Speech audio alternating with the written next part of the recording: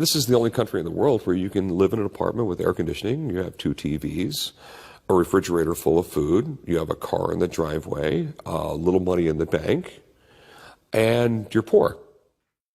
Rick Harrison, how are you, sir? I'm doing great. You know, you're an entrepreneur, very successful businessman. A couple of questions, just to begin with here. You never went to college, did you? Nope. All this talk about free college, and you can't make it unless you went to college. How far in high school did you go? Finished the 9th grade.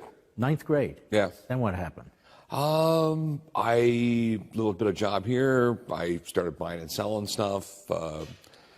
Basically educated myself. And then I'd always been buying and selling stuff. My dad had a little coin shop, and I wanted a pawn shop. So you finished the 9th grade. Yeah. And you're self-educated. Yeah. You read. Yeah. What did you read? Well, I mean, it'll go back to when I was a kid. I mean, I was a really sick kid. I developed epilepsy when I was 8 years old, and I'd have violent seizures, and I would literally I couldn't get out of bed. I couldn't walk. Sometimes I couldn't walk for a week or two. And my mom went to the library. I mean, we were lower middle income. My dad was in the Navy. He was in Vietnam. My mom's trying to sell real estate on the side. We didn't have a lot of money. And you were in San Diego back then. Yeah, San Diego. And, you know, this is 1973. There is no cable. There's no kids programming on television. And we definitely didn't have the money for more than one TV in the house. So my mom went and got me a set of books that was sort of kismet. This really, like, changed my life. She went to the library, and it was John D. Fitzgerald's The Great Brain. It was about an 8-year-old kid growing up in Utah in the 1890s, coming up with all these little schemes to make money. And I just devoured the books. I think there was like 8 books in the series. I read them in a week or two. And I just fell in love with reading ever since then. I mean, I was 12 years old. I was going to the library and checking out books on physics. You're libertarian, conservative. It depends on the issue. You're Republican, Democrat, pro-Trump, anti-Trump. Tell us. More of a libertarian. Pro-Trump, mostly. Like I said, I don't agree with everything he does. I mean, what do you agree with? Lower taxes, less government. Because in the end, that's what works.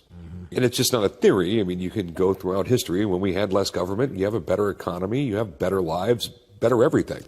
And the invisible hand is that we all interact with each other. We know what we want better than anybody else knows what we want, and so forth and so on. So when the government intervenes, basically it's a relative handful of people with an army of bureaucrats telling us what we want, telling us what we need. How can those handful of people, those masterminds, know as much as all the rest of us? And isn't the problem that they can give us a piece of cheese, but to explain how we get a piece of cheese actually requires people to pay attention for about 3 minutes so you can explain it? I mean, it's literally an office worker telling a plumber how to do his job. You know, there is a need for government. We do, we need roads. You know, we need a system of educating our kids. I think there should be all vouchers for teaching our kids. So there's school choice. We need to make sure no one's shooting at us and things like that. But you came from very little. You didn't go to college. You didn't get a high school diploma. And according to many people in our country, that's it. You're never going to succeed. And you're an example of somebody who says, wait a minute. I've got my own brain. I've got my 2 hands. Relatively good health. I am going to succeed. Yeah. And in America, I can succeed. Is that right? It's true. I mean, well, you know, I think it would be a lot harder for me to do the same thing today, because there's just so much government BS you have to go through. I mean, there's constantly a new law. There's some new rule regulation. More and more difficult to fire a bad employee. I mean, it's in the 80s. I could go down and get a business license and be open in 3 weeks. Now it's 3 or 4 months. And it's like that with almost everywhere in this country. It's just the layers and layers of BS. It's much more difficult for, a young couple sitting at the kitchen table say, hey, should we go open our own business? You're going to need a lot more money. There's going to be a lot more BS. There's a lot more expenses. Now, the Supreme Court rules that, yes, states can tax the internet. So now you have 50 states, District of Columbia, the territories. Some guy wants to start a business like you. He doesn't have a lot of capital. He wants to go on the internet, can't really afford a brick and mortar store. And he's got to be able to, or she, to file taxes in every state of the union and then some. Well, and then some. I mean, we look at California. California, I think, has got 59 counties, and in those counties, they have different. I mean, they have a couple hundred different sales tax rates, and you can't. You rate basically what you do is just make it more and more difficult, and it's just the insanity of government. You've got one of the most popular TV shows in America, one of the highest rated TV shows on cable. I'm sure people know who you are when you're walking the street. I know that in Las Vegas because when we were with you, everybody, hey, Rick. Yeah. So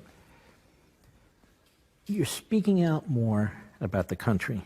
You're speaking out more about capitalism, about liberty.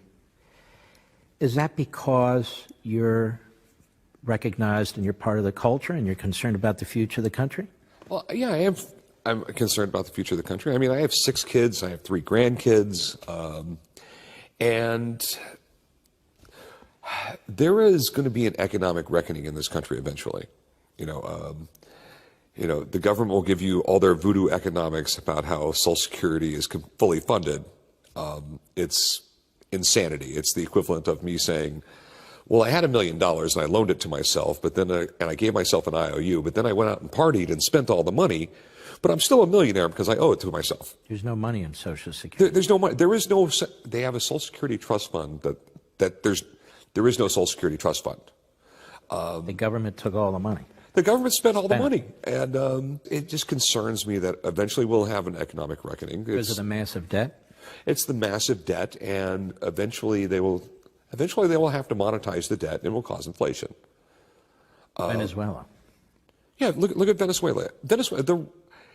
Some of the richest natural resources in the world. It has more oil than Saudi Arabia, but this is another thing that liberals really irk me on. They complain about when a CEO makes $20 million a year. They have no problem when a sports star makes $20 million a year. And the fact of the matter is, those CEOs that take care of the big oil companies and the big internet companies and all that, the reason they get paid that kind of money is they're no different than a big sports star. They're guys who, they have that skill set just like LeBron James has a skill set. And when you have a politician go like, I can run an oil company. No, you can't. So, and a perfect example is Venezuela, where they have more oil than Saudi Arabia, and they can't make any money off their oil and gas system. And they were giving everybody free stuff. Now they don't have any stuff to give anybody. The average Venezuelan I read lost 15 pounds last year because of the food shortages. And that's what socialism leads to. Capitalism works.